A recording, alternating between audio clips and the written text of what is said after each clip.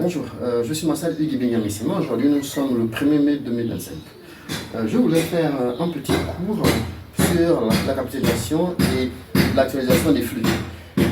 Mais aujourd'hui, je vais vous donner mon avis, sinon un ressenti par rapport aux 902 milliards que l'État gabonais va emprunter, dont 370 millions ce seront des eurobonds. Je précise que ce sont des prêts qui vont se faire en francs CFA. Je n'ai pas bien compris pourquoi on emprunte en francs CFA alors que si on fait des emprunts, c'est pour financer des activités sûrement extérieures qui vont arriver pour augmenter la capacité de production du pays. Maintenant, on va lire ensemble. C'est 902 milliards de francs CFA vu pour 2025. dont 370 millions, ce seront des eurobonds visant à diversifier le financement à l'international. L'automatique, c'est quoi? Est-ce que le Gabon pourra gérer cette dette tout en maintenant une croissance économique stable? Alors, ici, il y a des expressions qui me sautent aux yeux, que je souhaiterais vous partager. Il s'agit en premier lieu des eurobonds. C'est quoi des eurobonds? Des eurobonds, ce sont des titres qui sont émis sur le marché, monétaire européen. Nous, on va s'endetter là-bas. Et eurobonds, on appelle ça encore euro-obligation. Et qui pas d'obligation, donc l'obligation est un titre qui rentre dans le cadre du marché monétaire. C'est une dette en fait. Alors, l'autre expression, c'était les prêts semi-concessionnels. Je pense qu'il est temps qu'on explique ça aux gens. Après, nous avons la croissance économique. C'est quoi la croissance économique? Donc, la croissance économique peut-elle être assimilée à développement économique? Parce que le pays a besoin d'être développé économiquement. Maintenant, lorsqu'on parle de rebond, on parle d'obligation. L'obligation est un titre qui donne le droit à un coupon. Ici, je vous fais une petite démonstration du prix du coupon. Donc, ce que l'État doit payer par année pour le milliard qu'on va emprunter sur le marché. Alors, le prix de l'obligation n'est autre que la somme actualisée des taux de coupon plus la valeur de remboursement en pourcentage du nominal. Nous avons ici des paramètres qui interviennent. Nous ici avons le taux. Alors, donc nous avons ici une obligation. Lorsqu'on parle d'eurobond, on parle d'euro-obligation. Bon. Une obligation est un titre qui donne droit à un coupon. Donc nous avons le prix de l'obligation. C'est n'est autre que la valeur actualisée des coupons durant la période, plus le remboursement en pourcentage nominal, le tout sur le taux actuariel. Alors, ce qu'il nous donne ici, PN, donc c'est le prix de l'obligation à l'année. N est égal au taux du coupon fois 1 moins 1 plus le taux actuariel à la puissance moins le nombre d'années sur le taux actuariel plus le remboursement en pourcentage nominal plus le taux actuariel. Mais dans notre exercice ici, là, parce que les eurobonds concernent uniquement les 370 milliards qui sont en euros, eurobonds, ici nous avons le nominal. C'est de 370 milliards. Nous n'avons pas le taux nominal. Bon, donc les grandes inconnues ici, c'est le taux nominal, le taux nominal qu'on n'a pas. On n'a pas le prix du coupon. Donc on n'a pas le coupon. On n'a pas le remboursement. Le remboursement n'a pas. On n'a pas non plus le taux actuariel. Donc ici, là, il est quasiment impossible de déterminer combien nous coûte cet emprunt. Maintenant, je vais vous montrer quelque chose Attendez que je place mon tableau.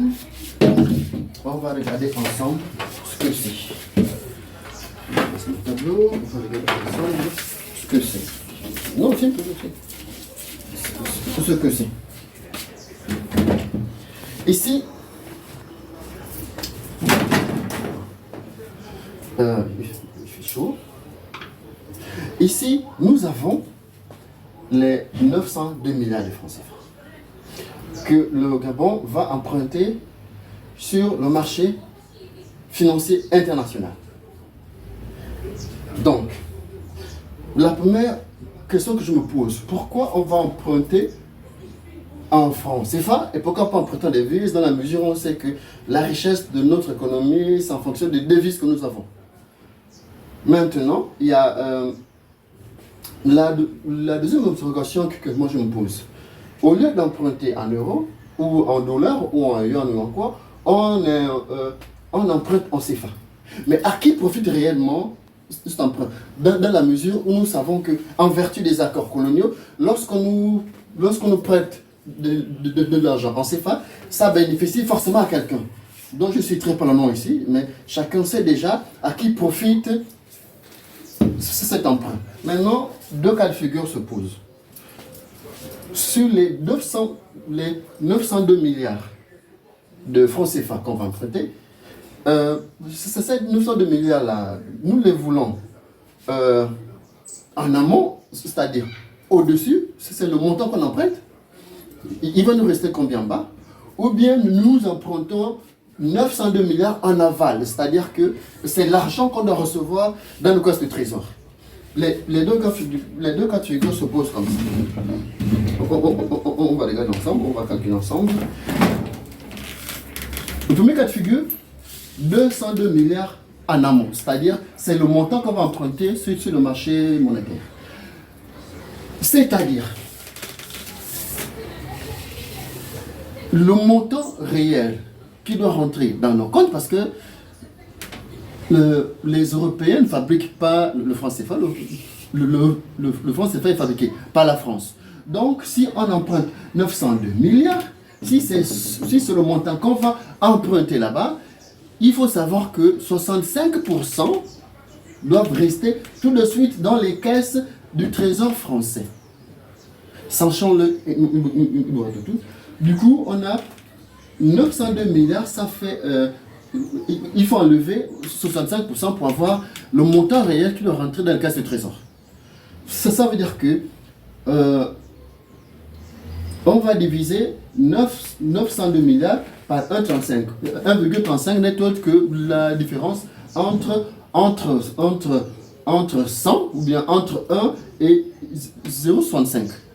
Donc on va diviser par 1,35 pour connaître le montant qui va rester dans la caisse de trésor français. Bon, on va trouver quoi? Lorsqu'on divise 902 milliards par 1,35, on va trouver 688 milliards de francs CFA qui vont rester au trésor français, puisque c'est le montant qu'on a le montant global qu'on a emprunté au marché monétaire était l'équivalent de ça. Donc on va avoir dans le caisse du trésor gabonais, non pas 902 milliards, c'est des histoires, mais 214 milliards en CFA.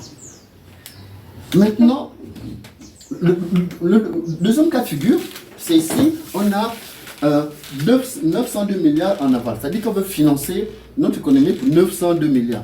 Toujours en vertu des accords. Parce que dès lors qu'on parle de francs CFA, on parle des accords coloniaux, on parle du trésor français, on parle de chamaillère, on parle des dépôts de garantie, on parle des frais de gestion. Donc on perd toujours 65%. Ici, nous avons le montant qu'on va voir en aval. Donc 902 milliards doivent rentrer dans nos caisses de trésor. Ici, la grande inconnue, c'est le montant de l'emprunt. C'est-à-dire combien on a emprunté pour qu'on ait ça là dans nos caisses. Parce que nos caisses, pour financer notre activité, on a besoin qu'on nous mette à disposition 902 milliards de francs CFA. 902 milliards, c'est ce qui rentre dans nos caisses. Mais si c'est dans nos caisses, on a emprunté combien? En vertu des accords coloniaux qui disposent qu'on a 65% qui vont dans le frais de gestion et puis des pôles garantis. on va juste faire M, qui est la grande colonne, c'est-à-dire le montant réel de notre emprunt. On va enlever les 65%. Ça fait M moins M multiplié par 65%. Là, c'est le montant qui part. Et c'est ce qui nous donne 902 milliards. Ici, on va voir M moins 0,65. M qui nous donne 902 milliards. Donc, ici, on a un M moins 0,65 M. On va trouver 0,35 M qui est égal à 902 milliards.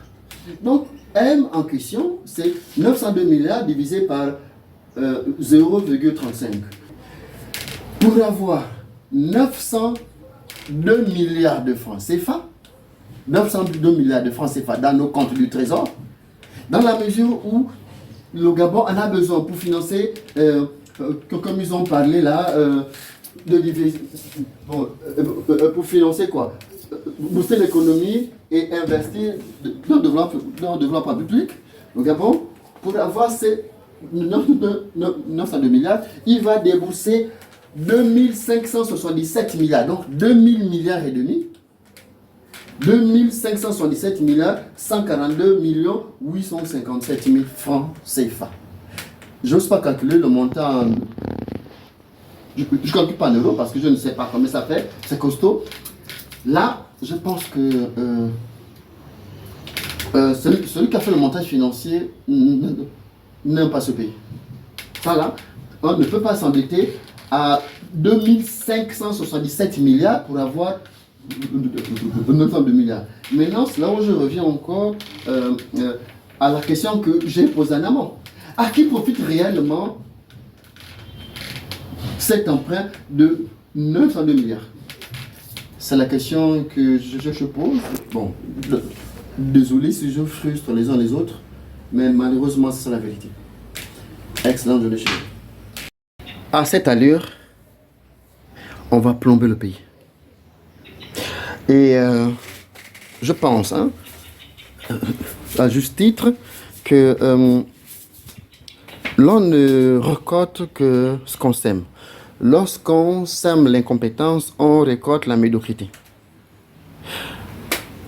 Si on veut que ce pays avance, mettez des vrais analystes. S'il vous plaît. Analysons tout et regardons ensemble ce qui est bien pour le pays. La petite interrogation que je suis en train de me faire, c'est les 902 milliards de francs CFA empruntés là. En quoi cela impacte-t-il le quotidien des Gabonais? En langage plus simple, combien de cet argent devrait rentrer par n'importe quel moyen dans l'augmentation du panier de la ménagère? C'est-à-dire,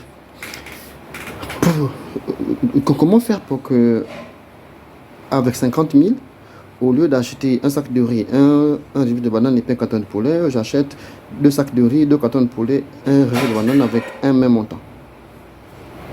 C'est de ça là qu'il s'agit. C'est à partir de là que devrait axer notre réflexion et pas endetter le pays comme on est en train de faire. Je pense que les montages financiers actuels ne sont pas les bons. Bon, ils sont peut-être bons pour certains, mais ils ne vont pas dans le cadre de la réussite du prochain septennat.